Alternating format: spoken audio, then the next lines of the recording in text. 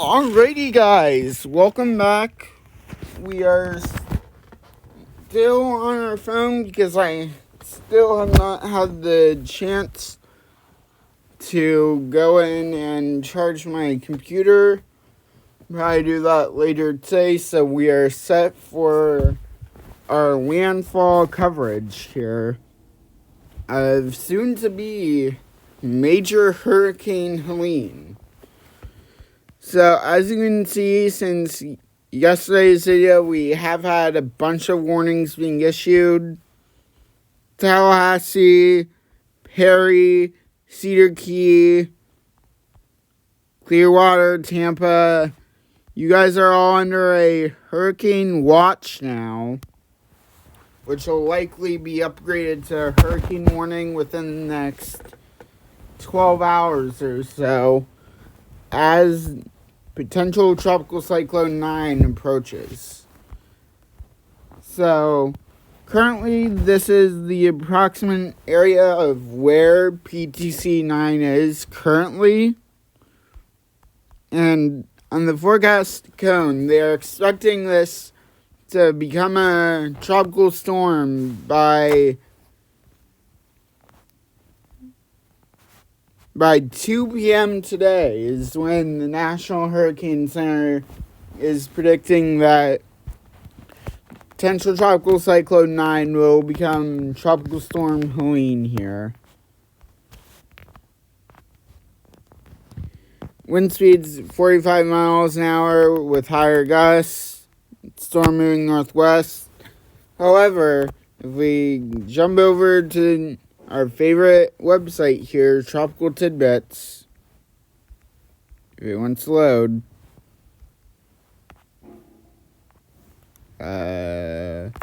Hold on. Here we go.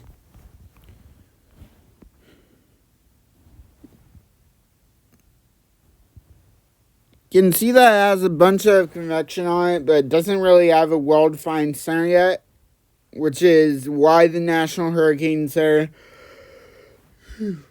has not pulled the trigger on a tropical depression or storm yet, and hence leaving it as a potential tropical cyclone here. Now, let's jump over to the National Hurricane Center website here. We still have our high area of investigation here, our AOI out here. This is not yet an invest, however, it does have a high chance of formation within the next 7 days. So that's something we're going to watch here. Also, John made landfall last night as a low-end Category 3 hurricane. John rapidly intensified throughout the day yesterday. On the original forecast cone, John wasn't even forecast to be a hurricane. So John exceeded expectations.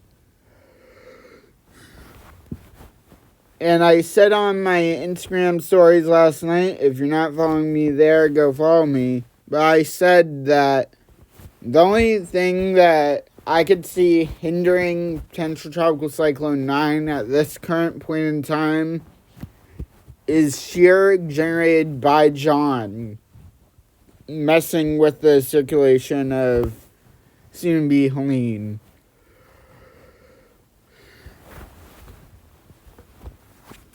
That is the only way I see it not working.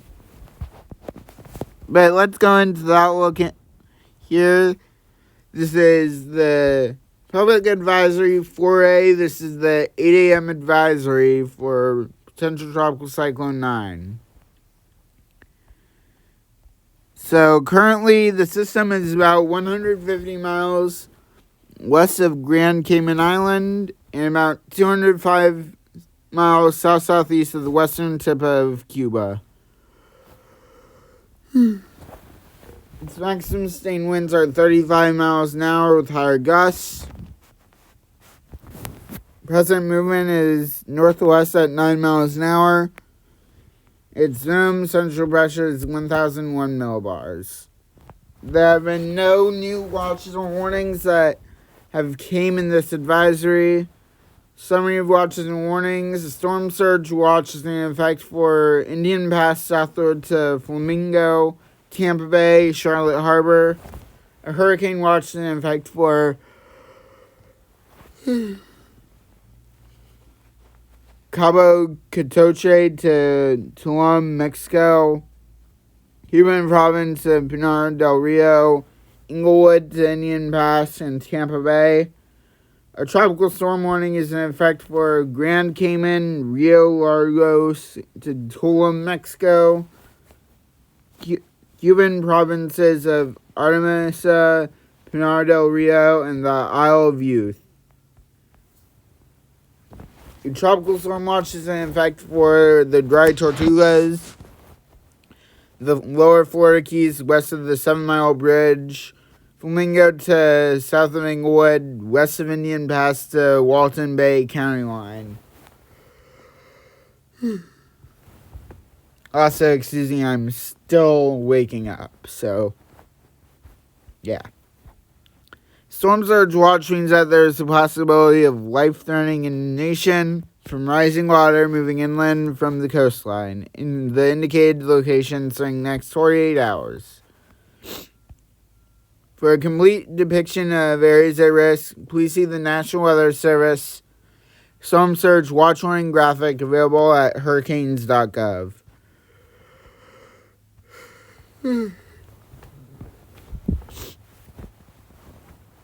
Tropical storm watch means that tropical storm conditions are expected somewhere within the watch or warning area, in this case within the next 24 to 36 hours. Hurricane watch means that hurricane conditions are possible within the watch area. Watch is typically issued 48 hours before the anticipated first occurrence of tropical storm force winds, conditions that make outside preparations difficult or dangerous. Wind and storm surge warnings will likely be required today. Oh, man. I apologize. My water go? I don't know. At 8 a.m. Eastern Daylight Time, the disturbance was centered near latitude 19.2 north, longitude 83.5 west. The system is moving toward the northwest near 9 miles an hour. This general motion is expected later today and tonight, followed by a faster northward to north-northwestward motion on Wednesday and Thursday. On the forecast track, the center of the system is forecast to move across the northwestern Caribbean Sea through tonight, then over the eastern Gulf of Mexico on Wednesday and Thursday. Maximum sustained winds are near 35 miles an hour with higher gusts. Strengthening is expected during the next few days, and the system is forecast to become a hurricane on Wednesday and continue strengthening on Thursday as it moves across the eastern Gulf of Mexico. Then both of the formation chances are high, 100%. Then the key messages, storm surge, wind, all that.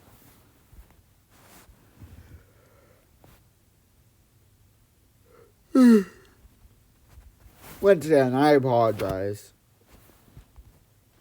So look at the forecast advisory here. They're predicting a 100 knot peak here, I believe. Yes, they are predicting a 100 knot peak, which is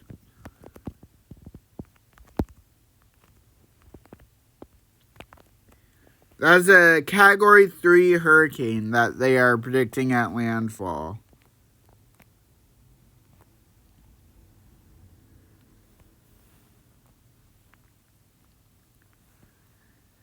Now let's take a look at the cone. We will be live on Thursday.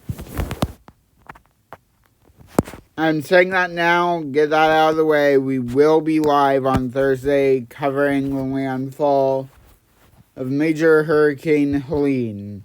We will be live.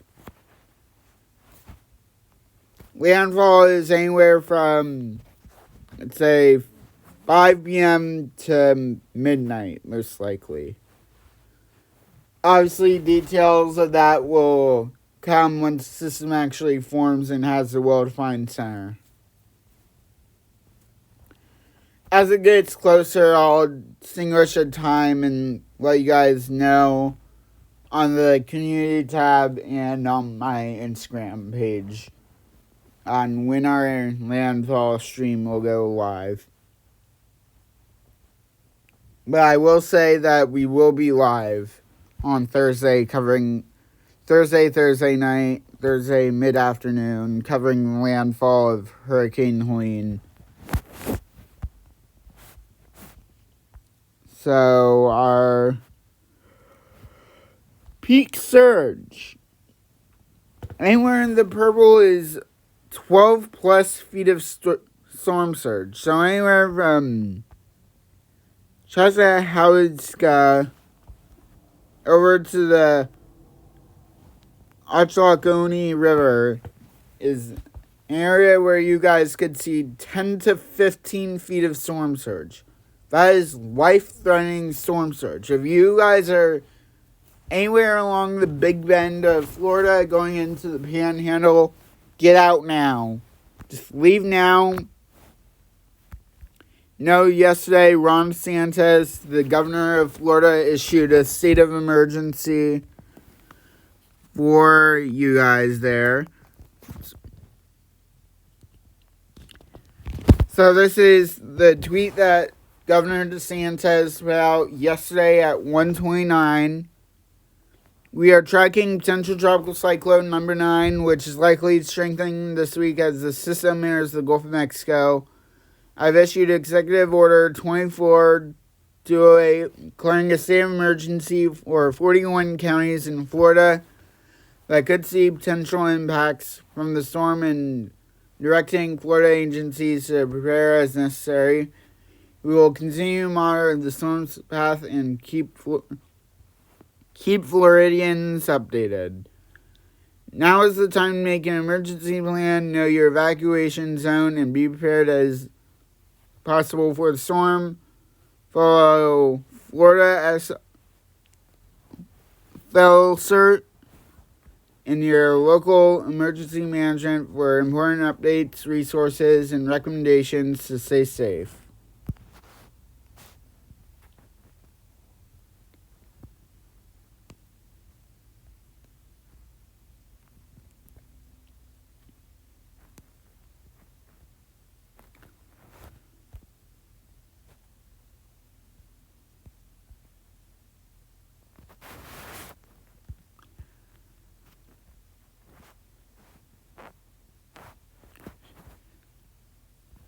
So they have not posted a map of all the counties in the state of emergency. Let me see if I can pull that up for you guys.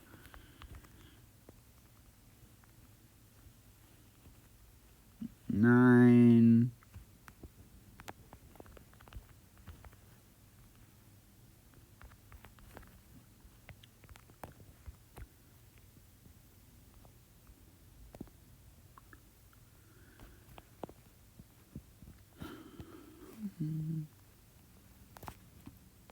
Okay, so these are all the counties currently that are under the state of emergency that Governor DeSantis issued yesterday. So all the counties along the Gulf Coast pretty much are under it.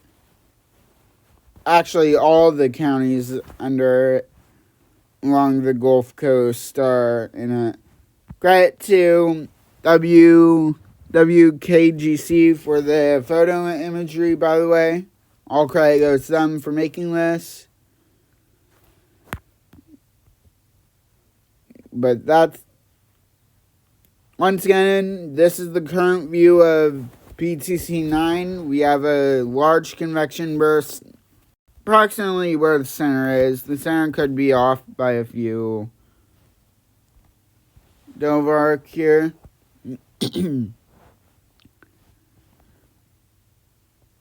Visible iris.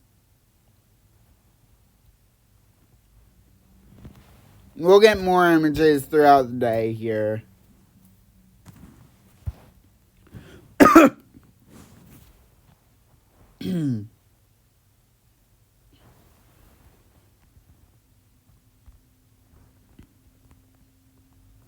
Now let's take a look at the hurricane models here, since we do have those now.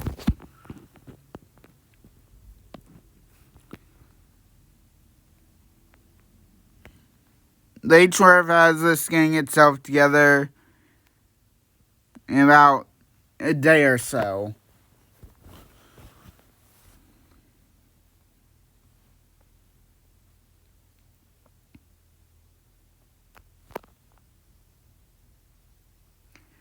And the HRF has it getting down to 920 something hurricane here. Likely a strong hurricane, Cat 4 or maybe even Cat 5. This is not a forecast, by the way. This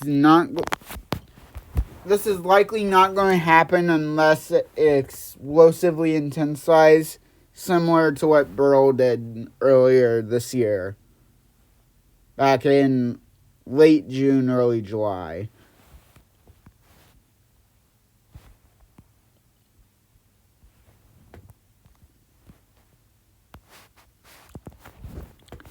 This is the parent run of the HWRF. Comes in, major hurricane, and then look how quickly it weakens after landfall. Literally a day after it makes landfall, it's gone, and like 2 days later, the remnant low is over Kansas.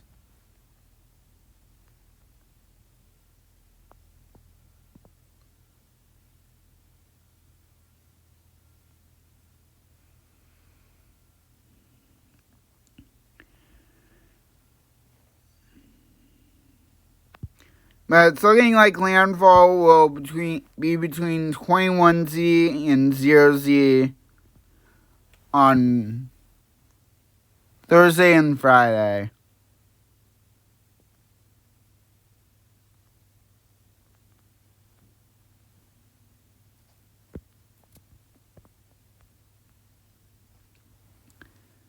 That seems to be the approximate time of landfall, sometime between Thursday night and Friday morning.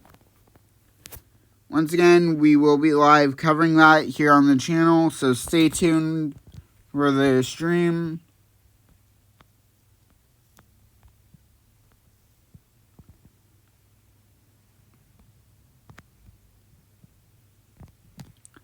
The H1 model, once a 941 millibar storm coming in. Once again, that's equivalent to Cat 3, high-end Cat 3, low-end Cat 4. However, we cannot roll out a Category 5 just yet. If future Helene takes advantage of all the conditions in the Gulf right now, it is very likely that we will have Cat 5 here. Now, I'm not saying that it's locked in stone that it's going to be a Cat 5. I'm not saying that at all. I'm saying that there's potential. There's the potential that this could be a Category 5. At least very briefly before it makes landfall. That's something we need to watch here carefully. Let's take a look at the half day.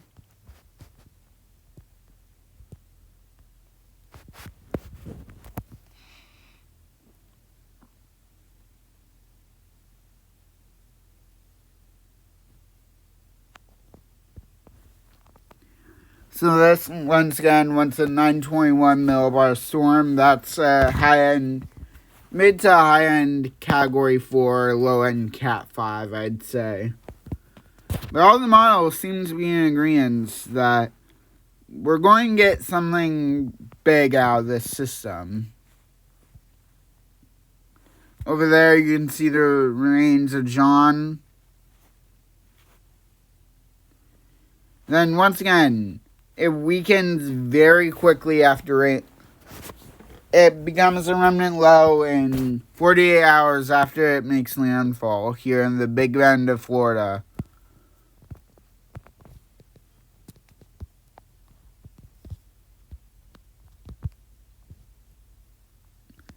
Finally, we're going to take a look at the ECMWF model.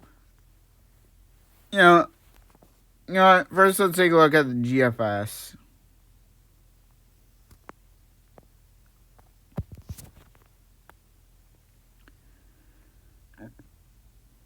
GFS is on the higher side now with the 981 storm. That's a low to mid-end Category 1 making landfall here.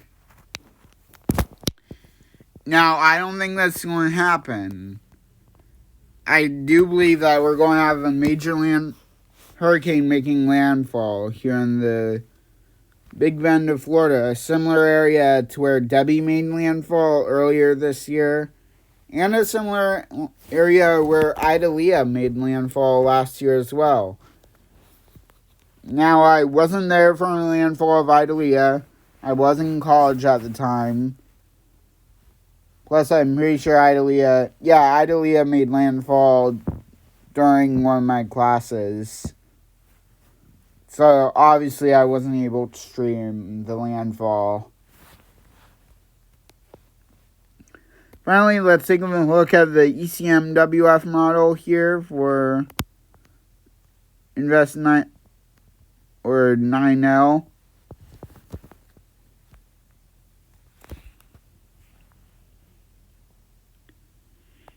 And this also is on the lower end of the models. I think the GFS and the ECMWF are the outliers here, because pretty much every other model wants a strong hurricane out of this thing.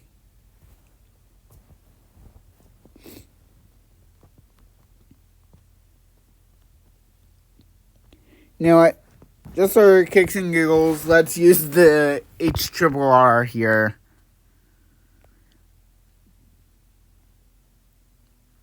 And it doesn't even go out that far. Okay. NAM 32.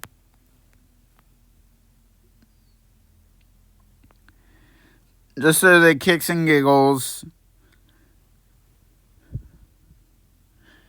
At its lowest, it went to 947 storm in the Gulf of Mexico. That is at its lowest pressure, according to the NAM 32 kilometer. That is, yeah. That's less than 3 days out. Once again, we will be live covering this on the channel. But anyways, guys, that will do it here for me today. We might put out another video sometime tonight, probably like midnight-ish, if I feel like it, as I do work a 9:30 shift tonight, so I might not have the energy to do so. However, I will be putting updates up on my Instagram stories. My Instagram is in red mode right now, so if you guys need to contact me on anything weather related, you can DM me on my Instagram, but any like personal questions or anything like that, go to my backup account, ExcitedPatsand_backup, as my main Instagram is now has been in red mode for 13 hours now.